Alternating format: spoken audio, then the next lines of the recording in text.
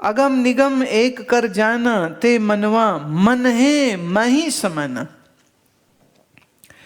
अगम जो इंद्रियों से परे है, उस अगम उस निगम को जब जाना तो अब मेरा मन मन ही में समा गया। अब मेरा मन बाहर कहीं जाने को तैयार नहीं है। माने अब कोई अनात्मकर वृत्ति बनने को तैयार नहीं है। जब लग ऊंच नीच कर जाना, ते पशुआ भूले भ्रम नाना। जब तक हम ऊंचे तुम नीचे, या तुम ऊंचे हम नीचे, ये डबल गेम जब तक चलती रहती है तब तक तुम पशु हो, बस, और कुछ भी नहीं। मैं दिखा दूंगा उसको, मैं बता दूंगा उसको, मैं उसको उसकी औकात बता दूंगा, मैं मेरी औकात बता दूंगा। मैं लगे रहते ना पूरे टाइम। क्या समझाए उसने हमको? जब भी वैसे कोई बोले ना क्या समझाए तुमने, तो अब तुम बोलना जी अब समझ लग गई मैं क्या, पहले नहीं थी। पर प्रश्न ये है कि क्या आप समझते हैं कि आप कौन हैं? हम तो समझ गए, आप भी समझ लो। अच्छा, समझ गए अगर, तो मैं तू रहेगी, तेर में रहेगी, लड़ाई बिड़ाई रहेगी, दोस्ती दुश्मनी राग द्वेष कुछ रह ही नहीं सकता।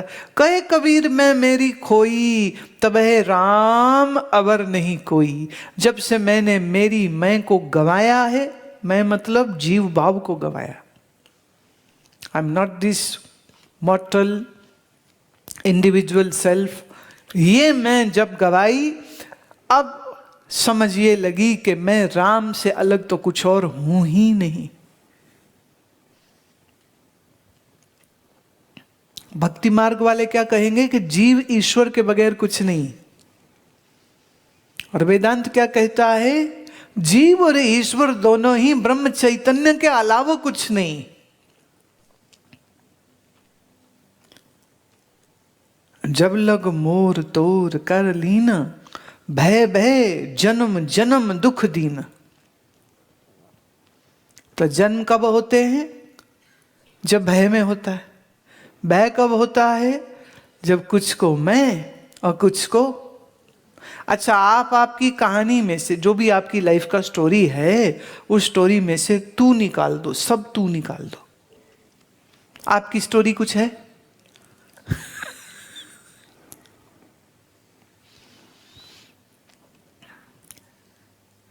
मेरा मम्मी ऐसा, मेरा डैडी, मेरा भाई, मेरी बहन, है ना, जिनको आप तू कह सकते हैं या आप कह सकते हैं, वो सबको बस वो हटा दो, तू हटा दो, या चलो आप हटा लो, इज्जत दे लो। जिन्हें जिन्हें आप कहते हो, जिन्हें जिन्हें आप तू कहते हो, द अदर्स। देखिए, अंग्रेजी का अदर और कबीर साहब का अवर एक ही बात है। अभी उन्होंने कहा ना, ताहे राम अवर नहीं कोई, राम के अलावा फिर मैं अलग कुछ नहीं।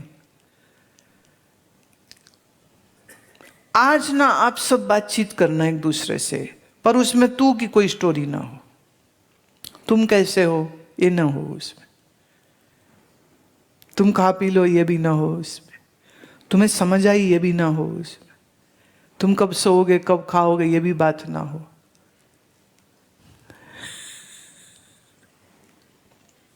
मैं है, तू है, मैं है, यही संसार। सिर्फ मैं ही रह जाए तो संसार कोई नहीं है, क्योंकि मैं तो एक ही है ना, चेतन में, और तो मैं है ही नहीं कोई। सब जगह आभास एक ही चेतन में का है, दूसरे का तो है ही नहीं। तो मैं ही रह जाती तो भी ठीक था, मैं ही रह जाती तो अहम ब्रह्मास्मि होता। भक्ति मार्ग में क्या है? वो कहते सब तू ही है, फर्क इतना ही। वो कहेंगे मैं नहीं, सब तू ही है। वो तू सब में है, तू सब में है, तू सर्वत्र है, तू सर्वदेश काल वस्तु में, तू ही है, बस तू ही। उसके भी कोई झगड़ा नहीं, उसके भी कोई तकलीफ नहीं। देखो, भक्ति मार्ग में कहते हैं 4 तरह का मोक्ष होता है। एक उसमें मोक्ष का रूप है सारूप्य मोक्ष, माने अगर आप कृष्ण की भक्ति करते रहेंगे तो आपको भी कृष्ण का ही रूप बन जाएगा। It's a very interesting story, Vishnu Purana में आता है। प्रहलाद जी ने अपने पिता को भगवान नहीं माना था। पिता कहता था कि मेरे को भगवान बोलो, वो बोले नहीं, भगवान तो विष्णु है, तुम नहीं हो। तो बड़े तरीके से मारने की कोशिश करी और वो मरे नहीं, और फिर फाइनली नरसिंह भगवान प्रकट हुए और हिरण्यकश्यप को मारा और प्रहलाद जो है उनको बचाया। अब हिरण्यकश्यप का कहते फिर जब लोप हो गया तो सारे राक्षस बिरादरी इकट्ठी हो गई। प्रहलाद राक्षस बिरादरी में है ना, ऐ तो राक्षस ही है। तो उसको कहते अच्छा प्रहलाद देखो, तुम्हारे बाप को विष्णु मार के गया, और हमारे राक्षसों के कुल की मर्यादा ये है कि अगर कोई हमारे बाप को मारे तो हम बदला जरूर लेते, तो तुम अब विष्णु से बदला लो। प्रहलाद कहते ठीक है मैं लेता हूं। देखिए कहानी कितनी जबरदस्त है। जिस हिरण्यकश्यप को भगवान कभी नहीं माना, उसके मारने वाले विष्णु भगवान जो उसके इष्ट है, उसका बदला लेने के लिए प्रहलाद जी कहते हम लड़ाई करेंगे विष्णु से। Very interesting story. तो प्रहलाद अपनी राक्षस सेना लेके विष्णु के लड़ने गए। विष्णु जी सेना लेकर के आए, कहते ठीक है फिर अब लड़ोगे तो हम लड़ लेंगे, क्या दिक्कत है, जब तुमने रोल बदल दिया तो हम भी रोल बदल देंगे। तो रोल बदल गया। तो जब युद्ध की ठहरी और प्रहलाद जी पहुंचे आमने सामने और विष्णु के साथ, अब पहले तो हो रहा था खेल, अब खेल खेल में क्या विष्णु को वो देख तो रहे हैं ना, देख के ही लड़ेंगे, बिना देखे लड़ लेंगे। तो देखे देखे लड़ रहे हैं, लड़ते लड़ते देख रहे हैं, देखते देखते लड़ रहे हैं। अब जिसकी सालों भक्ति करी है उसका स्वरूप तो अंदर बसा है, वही सामने है। तो प्रहलाद जी को भावावेश हो गया, और भावावेश में अहम विष्णु हो, वो स्वयं विष्णु का रूप बन के। अब इनकी सेना में वो हमारा राजा कहां गया, क्योंकि इधर भी विष्णु और इधर भी विष्णु, अब हम लड़े किसके साथ।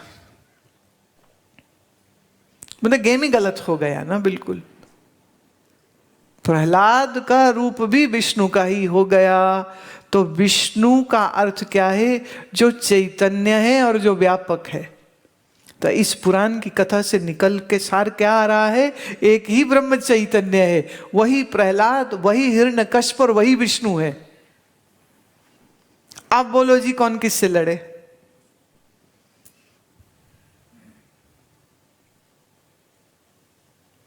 अहम विष्णवे, मैं ही विष्णु हूं, उसका स्वरूप मिल गया।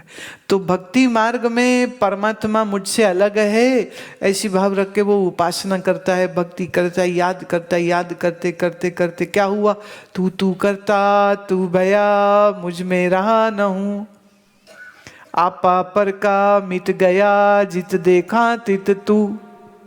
अब बाहर भी तू दिख रहा है और अंदर भी तू दिख रहा है। तो जब तू ही सर्व में है ये जाने तो भी संसार खत्म, और मैं ही सर्व में हूं ये जान ले तो भी संसार खत्म। भाई क्यों खत्म, जो भ्रम है उसने तो खत्म ही होना। तुम्हारी बेसमझी से ये संसार है। एक शेर मैंने पढ़ा था, बड़ा प्यारा शेर।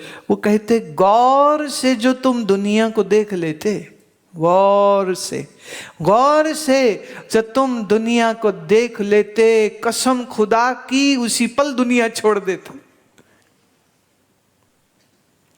तुमने गौर से देखा ही नहीं कभी, सच मान के मैं और तू का पसारा बना करके बैठ गए। पर यहाँ ना जीव रूपी मैं है, ना ईश्वर रूपी तू है, एक ही ब्रह्म चैतन्य है। और ये ब्रह्माकार वृत्ति बन जाए तो अज्ञान का नाश होता है। तो ज्ञान करने का साक्षात साधन क्या है, ये ब्रह्माकार वृत्ति ही साधन है।